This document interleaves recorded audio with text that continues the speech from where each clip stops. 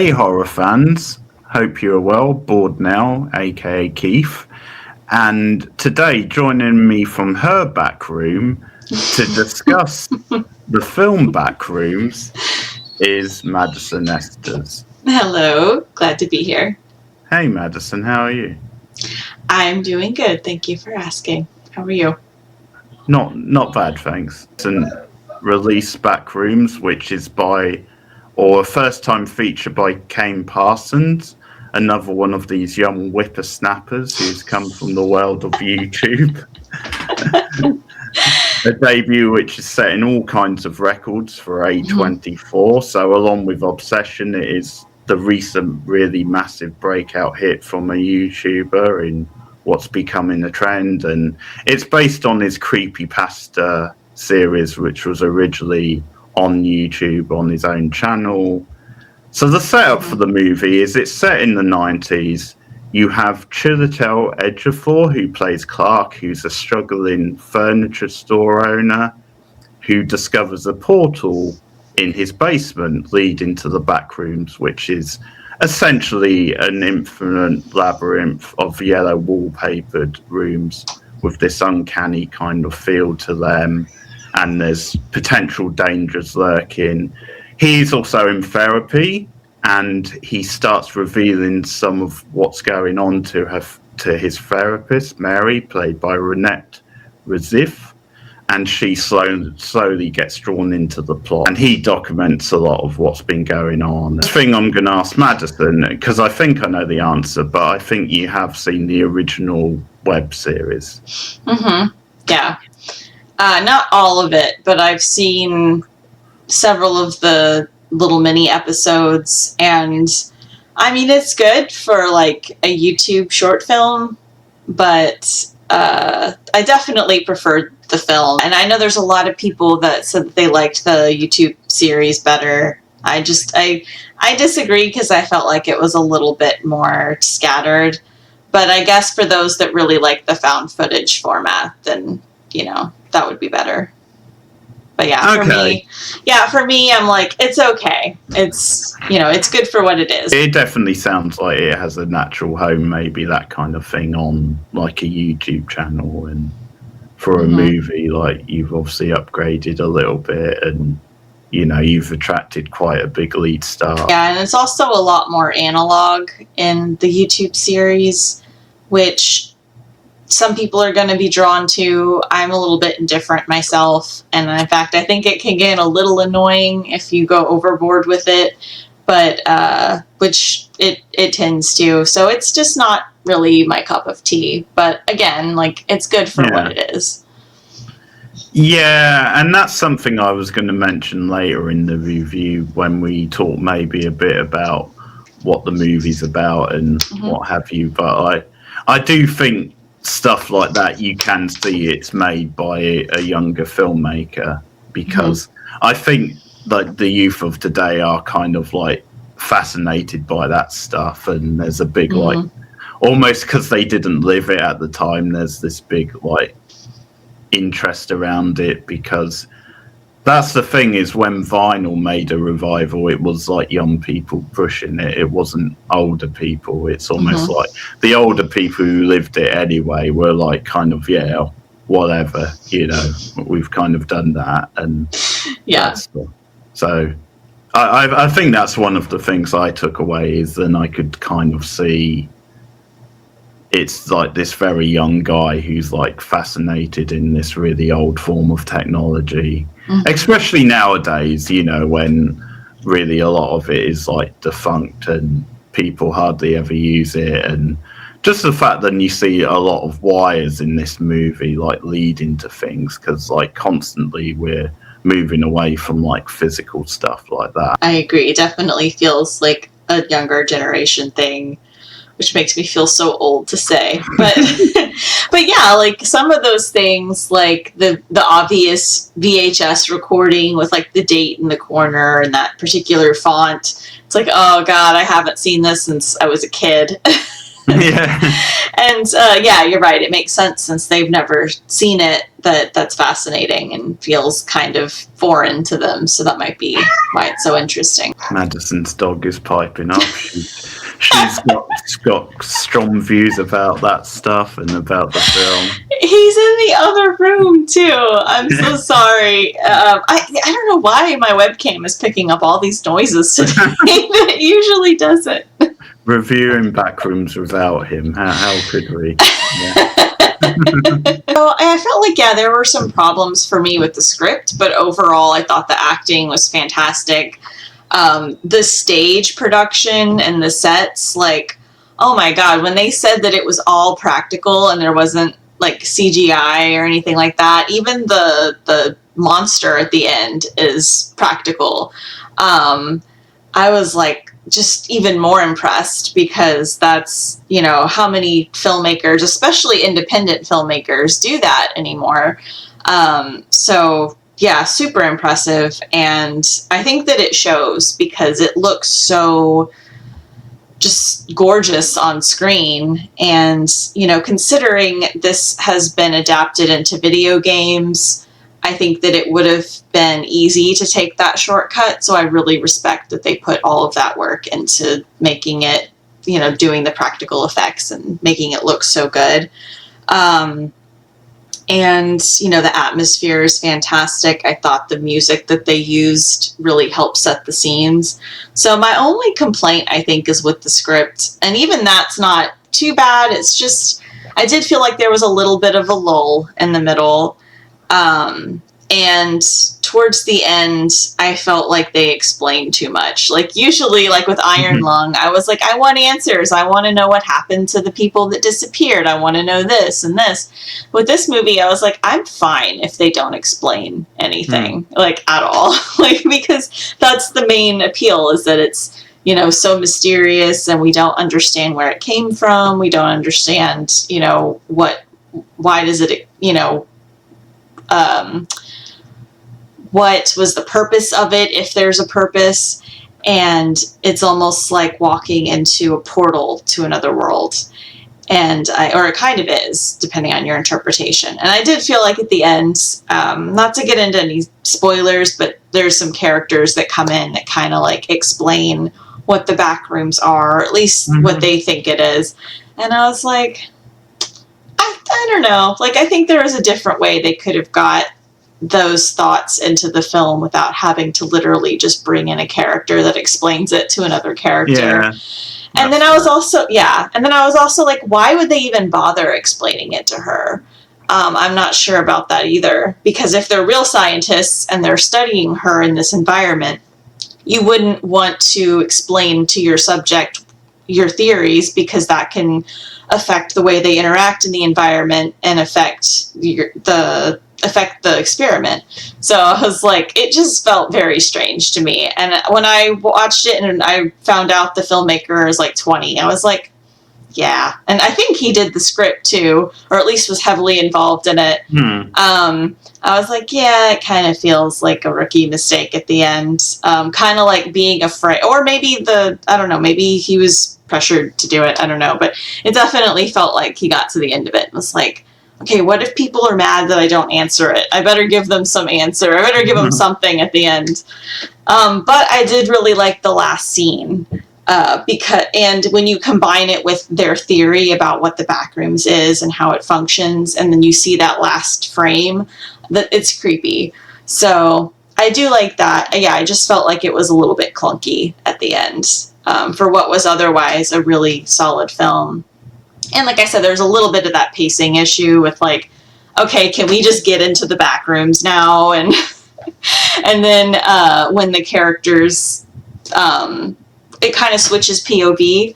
I liked it, but I also felt like it was took a little bit too long.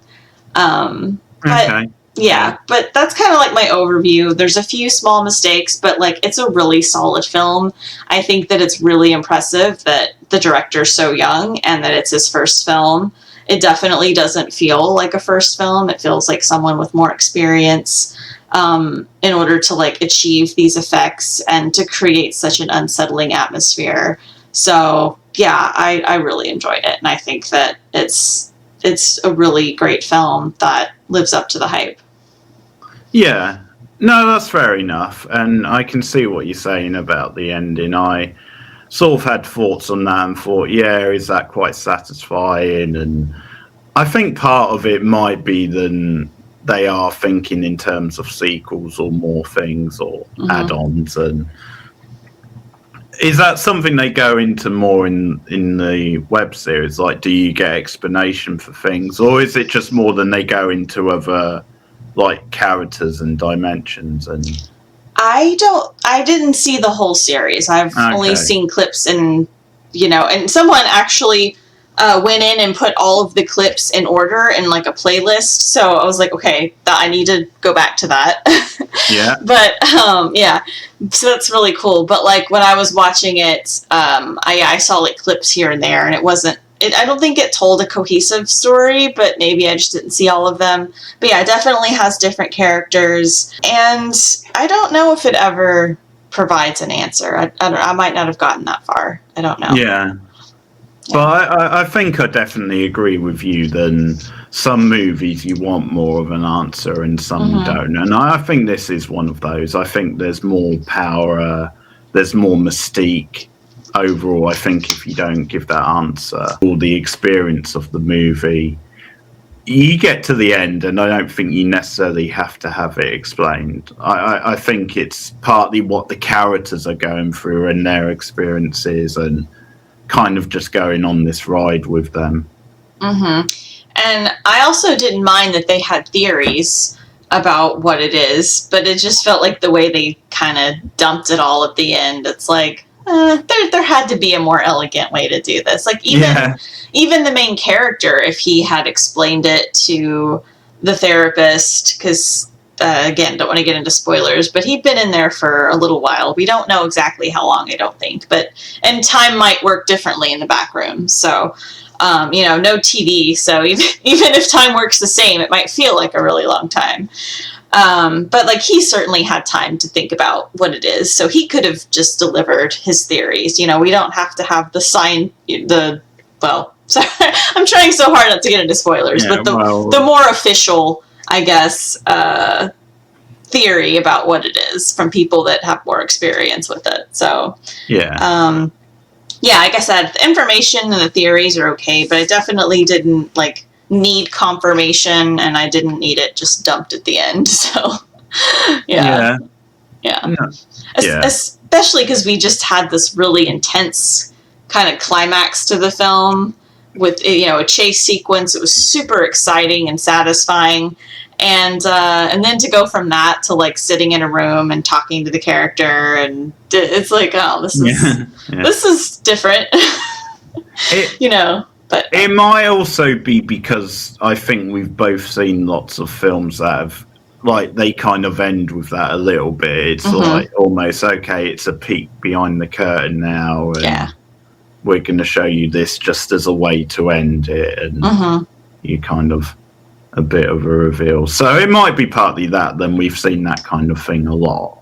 Some of my thoughts, and then we can talk a bit more about it. But I'm in a similar place. I liked it overall. I had a good time with it. I think I have complaints with the script a little bit. I sort of have I have one major complaint and then two small complaints, which I accept are more Keith type things. More Keith just sort of niggles. I don't actually expect other people to be like, oh my god, you're right. I think it's just a personal thing with me, and it's not actually a massive thing. But I think one of my things is, and I've heard other people say that, is I don't think I ever quite warmed to the characters overall. I think I was drawn in because of the acting, because Chiwetel Ejiofor is an actor I've liked for a long time, and I think he's excellent in this. He really draws you in, and you really feel his kind of torment, and he's got a very big personality in it. He's very effective. It's a really committed performance, and and the actress playing Mary, who in a way is the one the most sympathetic character in the movie, I feel. especially as it goes on. Like that actress, it's the first time I've seen her. I know she was in A Sentimental Value, and she's been in a couple of Norwegian films that have been quite critically acclaimed. But yeah, I've not seen any of those, so this is sort of the first time I've seen her, and I thought she was fantastic also. So I think you've got two really good leads, but it's that thing of I was just left wanting maybe a little bit more from the characters, like maybe being drawn in a little bit more. Because the people that he works with as well, Clark, like, they're sort of like nothing characters. Like, I weren't really given enough of a reason to, like, care about them. So they were a little bit sort of one note. I guess they sort of served the purpose of the plot a little bit, but that was about it. So I think it's a similar thing to what you're saying, and a similar thing to what I've heard other people said, where overall it's a good experience as a movie, and it is quite unique and well done. But there's just something a little bit missing from the script overall, which would maybe put it over the edge and saying it's a really good film. And it might be a taste thing, and then there was just certain quirks which I didn't really like. The voiceover stuff, like the therapist and the voiceover, and kind of her asking these ponderous questions about the I did find that quite annoying. Like, I don't think you really needed a voiceover. Like, she's sort of whispering a lot, like these important questions. Something about leaving the window ajar or something at some point, or what is your path? It's like that kind of thing. Yeah, I agree. I think that the voiceover could have been left out. And I don't know about the characters, because I feel like they were developed, but I agree. There wasn't anything that particularly made me, like, really attached to them. Maybe a little bit more development there. I don't know what to say, because they were kind of developed. Like, he's going through a divorce. He's trying to, improve his, I guess, business, with those silly commercials and stuff. Like, there was effort to develop the character, but you're right. I just didn't warm up to them, and that might be a personal thing. But yeah, the acting was good enough that I didn't mind that so much. So yeah, some people have said the same thing. So it's not just us. There's like a certain distance to the movie. Do you think he was intentionally like an unlikable character? Because obviously that's the way they go with him by the end. Like, he does sort of become a villain. So maybe, because I agree that does kind of seem like maybe they were setting him up to be the villain or a villain. So that would make sense to make him not so likable, or to make him pretty flawed. I also think the fact that both he and the therapist both kind of seem like loner characters might be why we feel a little bit of distance from those characters. Yeah. And that's okay. Like, it's not the end of the world for me. Like I said, the acting was good enough that I was engaged in those scenes.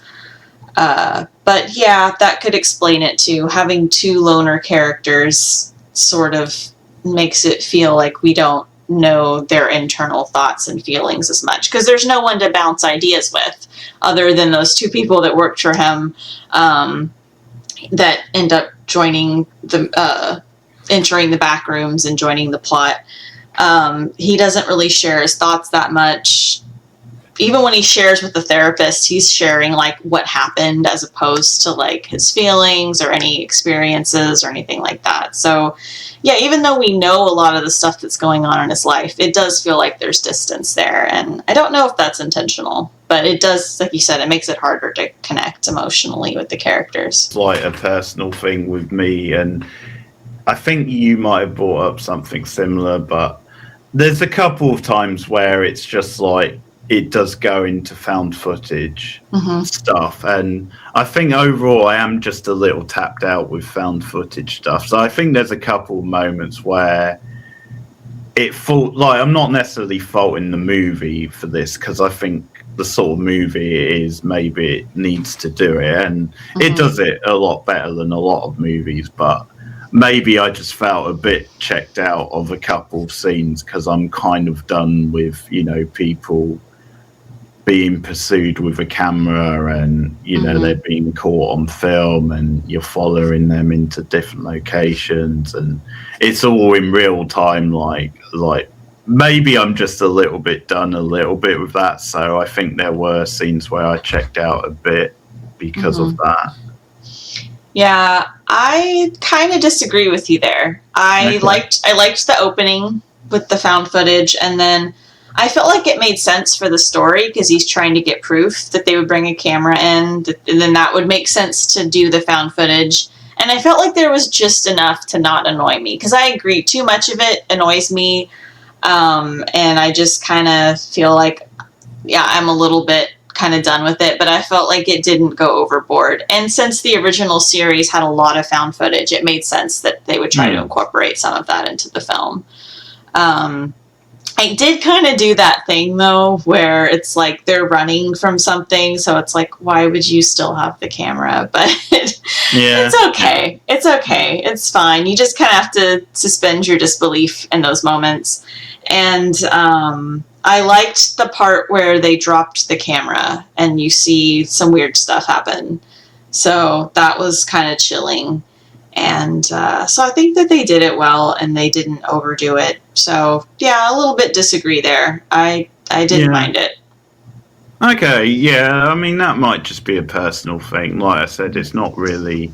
Like, overall, it didn't really take me out of the movie. Like, it was just one or two moments. I think you've sold me on the monster, actually, because I think that moment was a bit too cheesy for me, a little bit. But I think you've sold me on why it's a good moment. And like you said, it being a practical monster, the way they did it. And I wonder if that's part of the point of the movie, because obviously he's surrounded by all these objects, and it's like a very old-fashioned sort of idea, like running a furniture store. So it's almost like the monster's artificial in a way, like it's an artificial version of him. And then it's kind of like there's stuff to do with like versions of people and kind of doppelgangers and things like that are hinted at. So yeah, I like that they brought something that was kind of silly and like a throwaway thing that I didn't think they were going to bring up again, with him being like the captain pirate at the beginning, and it's so cheesy and innocent kind of, and then it comes back in this like really grotesque way, kind of like when you have a nightmare and your brain warps it. And yeah, it was maybe a little cheesy at times, but it still kind of creeped me out. And I think the chase sequence was really great. So I liked the way that was shot, and the frantic energy, it sort of like picking up. Yeah. Again, he sold it really well. That's the thing. Even though at times I was a bit sour on him as a character, like because the actor was so good and they put him in some intense situations, I think that really pulled me into, this guy's in danger and what's going to happen. I was always interested in what was going to happen next, and yeah, me too. It was quite unpredictable in that way, but yeah, I do like a lot about what the film's doing with its setup, and I think I just enjoyed it as this weird kind of throwback type movie where it almost has its own kind of vibe, its own energy, almost like it's a little bit like a Twilight Zone type idea or premise, and it just has this sort of weird sort of like music and like soundscape to it. I really like the choice of, as I said, the yellow rooms, and the fact that you couldn't really see where anything was, so it was hard to know where you were in the room at any one time. Like, you couldn't really see where the edge of the room was in a way. Like, it's all like, I think something about the colour and the way the room was shot made it quite imposing, and there was no sense of kind of like structure. It's almost like he was like lost in this thing. But yeah, I think just the simplicity of like it being in the back of like this furniture store and coming back to the, and yeah, those ads were funny, and I think they're funny because they're so realistic. Like you see ads like that. I was going to bring up some of the ideas of the movies, and I was thinking like, is there a theme of him clinging to the past a little bit, and like this idea of maybe the filmmaker being interested in stuff from the past as well? But it's almost like that's why Clark is having the issues in his life, maybe, then he's constantly clinging to the past, and maybe a more successful time with him running the business, a more successful time in his personal life. Yeah, I definitely think that's what the film was going for, was something like that. And something that's really interesting is there is this theory or experiment they did with memory retrieval where it says every time we think about a memory, we're actually thinking about the last time we thought about having that memory. And which is why memories kind of get skewed and changed over time. And I think that they were trying to do something like that with the Backrooms, that that's his memory of his wife, and that's his really weird memory of doing those commercials. And the Backrooms like kind of warps it a little bit. And somehow all of those memories and all the times you've thought about something, all of them like overlap and can exist in the same space at the same time. At least that's one theory that I read on Reddit that kind of made sense to me. And that's kind of how I think about that scene where he's like in the kitchen, which is very creepy. Yeah. And like what he was seeing and how he was describing it. So yeah, I definitely think it's about him being stuck in the past, and that's the cause of a lot of his problems. I was thinking about this. I know there's a line somewhere which is something to do with creating like a copy of yourself, but I can't remember the exact line or the scene, but it was something like you create almost like a version of, like an improved version of yourself. And I wondered if that's him poking a little bit at AI, you know, the idea then, the option is there, but it's never really going to be as satisfying because it is just, it's not you at the end of the day. It's like a version of you. Yeah. Yeah, there was some parts of this movie that made me think of AI, because AI copies reality, copies images that have been fed to it, but a lot of times things are a little bit off, a little bit wrong, just like in the Backrooms, you know, like we kind of saw the Office equivalent of having 6 fingers or 2 hands or, you know, whatever else weird AI thing decides to pop up. So that's kind of interesting too. You could kind of think of it as a metaphor for AI, but it definitely has some similarities there that are very creepy and off-putting. Yeah, so there's definitely a couple of different ideas in the movie you can at least apply to it, and yeah, I really liked the dinner table scene where he had obviously Mary held captive and talking to her like she's his wife, and it's all kind of freaky and it's dimly lit, and you've got these creatures around him who are like the copies, and that scene was very like weird and strange and sort of little bits of dark humor where he's kind of acting weird, and like he's asking one of the creatures to put the light on at one point. That's quite a funny little moment. So I appreciated some dark humor that was weaved into that scene, but it was also a very distressing scene to watch, and you were like legitimately on the edge of your seat. What is he going to do to Mary? And because that was the role reversal. Like, I mean, ultimately it was about his wife, but he was kind of, I guess ultimately that's why he wasn't a very likable character, because you felt that he was blaming his wife for everything. And then he's kind of he's got a negative view about his therapist, and he's almost putting her in the role. And, you know, sometimes it's almost like, yeah, this guy has got the wrong message from what therapy should be. Like, you know, it's almost like he's using it to an extreme where, okay, now he gets to abuse the therapist so that he can feel better about himself. And that kind of mirrors like some of the stuff he was saying about his wife. Yeah. Yeah, I agree. That might be part of why he's not a super likable character. I think when I rewatch this, I'm going to keep that in mind, that he's kind of misusing therapy and lashing out at the therapist. Which, I mean, I think that that's normal for someone that's struggling and going through a lot, but I also think it does make him less likable.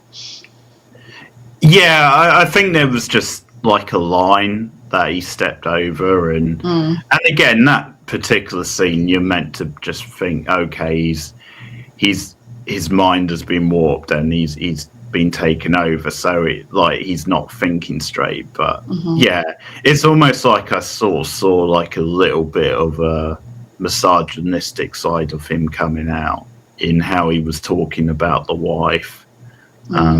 Because it would be different, I think, if he accepted some responsibility. If he said, yeah, she wasn't perfect, she would, she had these qualities, but you always have to take some responsibility if it's like a flawed sort of marriage. So yeah, it's almost like he pushed those ideas to the extreme, and it, I read it at least as he used it in quite an abusive way. So what did you think about the fact that Mark Duplass didn't get much of a role in this? Because that's one thing people have said, and they wished he was in it more. And I wonder if he might appear in a sequel, if there is a sequel. I know there's rumours and there might be. Did you want to see more of his character? Which character was that? Well, he was the one who was watching, and then the one who came in at the end. Oh, who talked to her. I didn't mind it, to be honest. I didn't even know who that actor was, so that wasn't my thoughts, or that wasn't my concern at all. So I didn't mind that's that. fair. No, the actor's quite well known. He's in that Creep tape show on Shudder, okay. and I sort of know him from seeing him in indie films years ago, and the whole mumblecore subgenre. He was in some of those movies, but yeah, he's one of those. He's a little bit of an indie darling, but yeah, that's just something some people have said, and they thought he could have been in the film more. But yeah, I think I'm with you.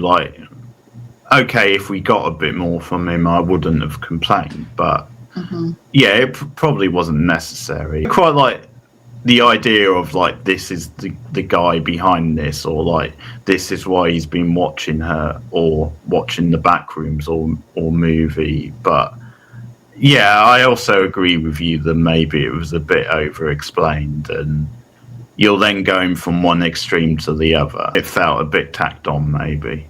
Yeah, there's a part of me that wouldn't have minded. I know that it was part of the original series, so that's probably something they felt they needed to put in the film. But I wouldn't have minded if the scientists had just been taken out completely and it had just been those two characters. Also didn't mind a little bit of the science experiments. It does kind of make sense that eventually at some point someone would find it and want to explore it, and you do experiments. But yeah, for me, the main thing was just all of the exposition at the end. It's Yeah, maybe it fell a bit flat just because he hadn't been in the movie much. If he'd been in the movie more, then it might have worked well. He's okay, this is what this guy is, and a bit more of an explanation. But yeah, because he was hardly in the movie, because you saw him watching on the screen at one point, and then you sort of saw him come in at the end, and I think those were his only two scenes. Yeah, it might be interesting in the next film if they have a scientist who gets trapped in the Backrooms and becomes one of the experiments. That could be interesting. If they want to continue to have the scientists sort of in the film, to kind of have that perspective of someone that understands what it is or what they think it is, but still ends up having to experience it for themselves. That could be cool. Yeah. Just a thought. Before we round up with feelings on the movie and the score overall, is it's come out this week. Then there's going to be a new version of the movie with 15 added minutes. 15, which is going into cinemas, I think July 5th or something. I saw the date, and they're sort of extending the run with added footage. And I saw some cynical people like, oh, is it like AI? Because I know A24 have just signed this deal with AI, which has disheartened a lot of people. But like, no, I'm pretty sure they've had this footage kicking around for a while, so I don't think it's that. What do you think about this? About them keeping it in cinemas, but you've got 15 added minutes now? Feels like such a cash grab to me. I don't like it. I prefer what Obsession is doing, where they're releasing what's essentially the director's cut when it goes to streaming, and I think that is the right thing to do. I don't like it at all, adding the extra minutes while it's in theaters. It just feels so, hey, come back and give us more money. Like, I don't like it. And I also feel like it's unfair to those of us that went and saw it early on when it first came out, and now they're doing this, and it's like, we got punished for for helping to make the film successful. So I don't like it. I hope that it doesn't become a trend. I think that's all I've got, is just that I don't like it, and that's something that should be reserved for streaming if they decide to add that footage. And I definitely will not be returning to theaters to see the extra 15 minutes. I'll see it when it's streaming somewhere. So it makes you wonder how important it had to be if they decided to cut it anyways. So. Yeah. No, I'm pretty much with you. Like, it's a bit, nowadays the cost of the cinema is quite pricey, and there's a lot of movies that are maybe worth seeing. So it's a bit, people were in a cost of living crisis, things like that. And I agree with you, because it does feel, films of the past, they would have those things where, like, it would be called like a director's cut or something, and it would appear on like the DVD, and then you've got the option which version you watch. And it crossed my mind, like, is this just because he's got obviously all these different ideas with the movie? Like, so is it just, maybe it's more Mark Duplass, because people have said how he's like briefly in the movie and they expected him in more. So maybe he's in more of like this extra footage. But I tend to agree with you. It's a cheap tactic, and I still feel like even if it's more footage of him, they should have waited until it's streaming. And when you told me, I had the thought, I haven't seen a shameless cash grab like this since the Clue movie came out, and they were like, there's 3 endings, so you have to, instead of playing them all in one showing, you have to go and see the film 3 times to watch all of the endings. That's at least on theme with the game, but I will say that at least it's like on theme with the game, because anybody could be the killer. And but looking back at it, I mean, I didn't see it until it was on VHS. God, I'm so old. It was like an afterthought. Like, how can we, maybe they're trying to make more money than Obsession, because I think Obsession made more in the box office, and they're like, how can we beat them? bit of competition there. Maybe. They're checking the dates. When does Obsession finally leave the theatre?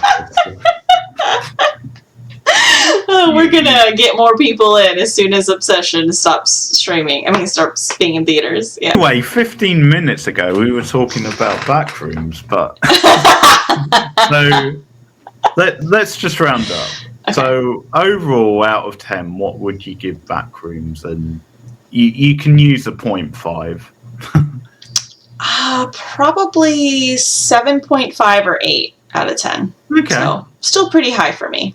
Fair enough. I'll go with a 7. Like, I like it overall. It's a good movie, good experience. I think my score will go up probably on a rewatch. you have that. It's just a couple of the things are personal key things, so I accept them.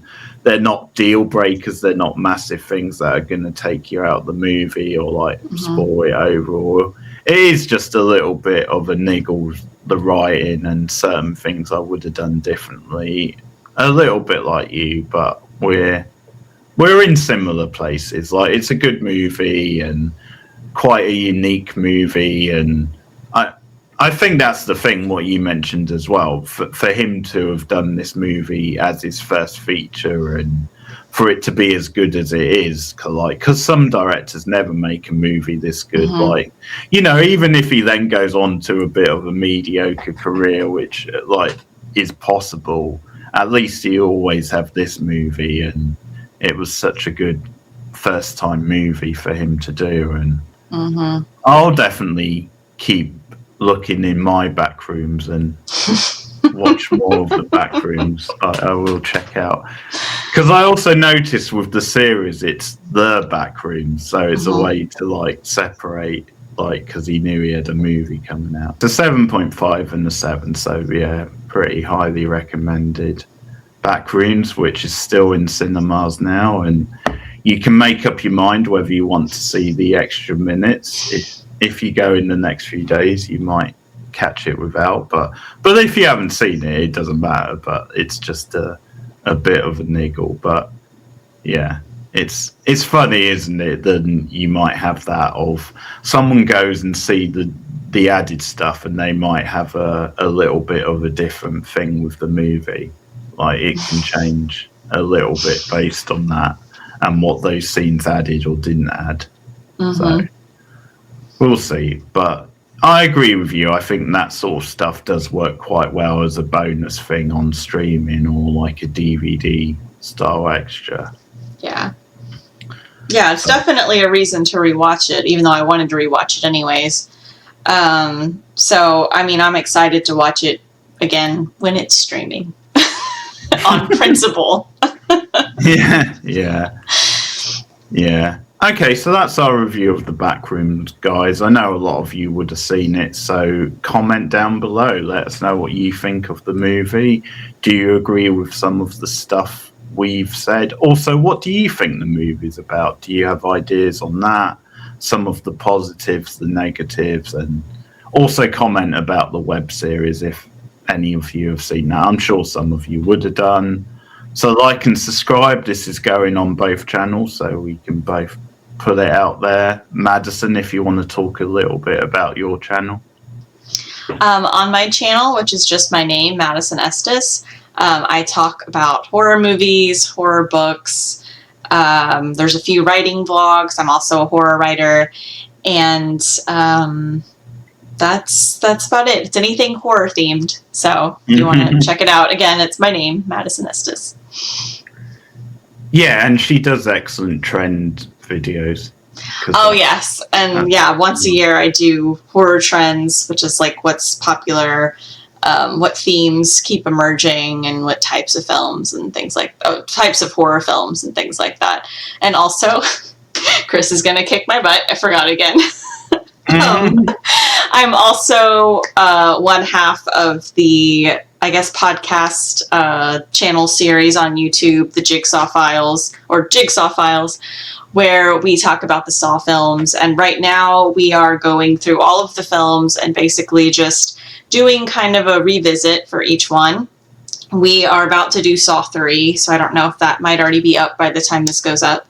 And we talk about, you know, behind the scenes stuff. He and I will watch the commentaries and talk about, like, you know, what parts we liked and what interesting things we learned, and just kind of revisit it. And it's fun in a kind of nostalgic way. So, and then we also talk about, like, you know, meeting the Saw stars and other things. So, yeah, so that's Jigsaw Files.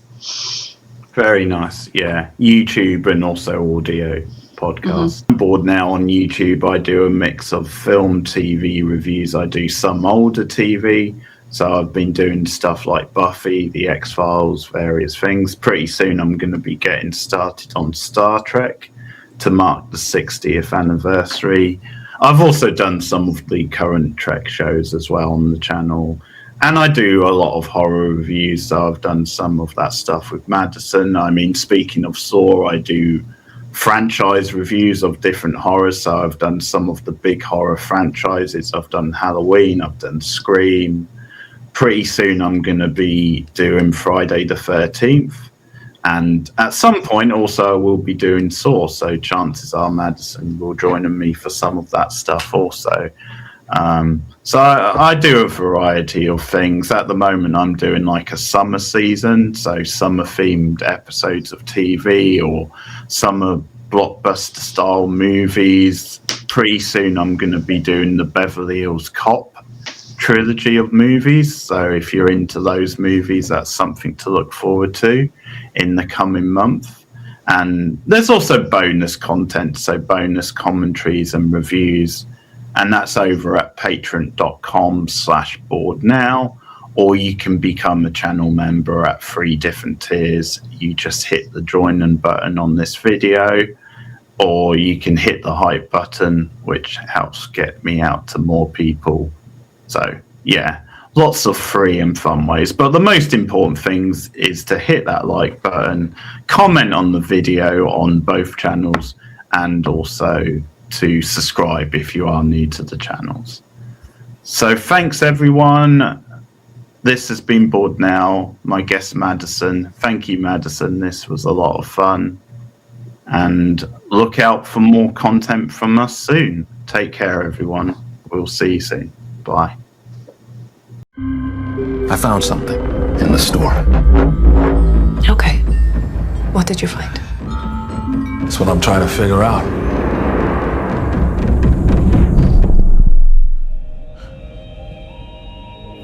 Keep up. It only gets better.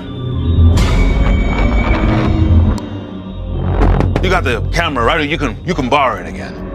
You still haven't told us what we're doing here, man. I did tell you. Research. What the fuck? All these places and buildings, rooms, misremembering themselves. It's a real mess. But also beautiful.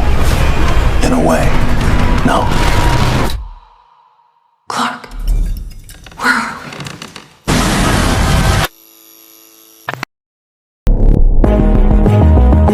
we?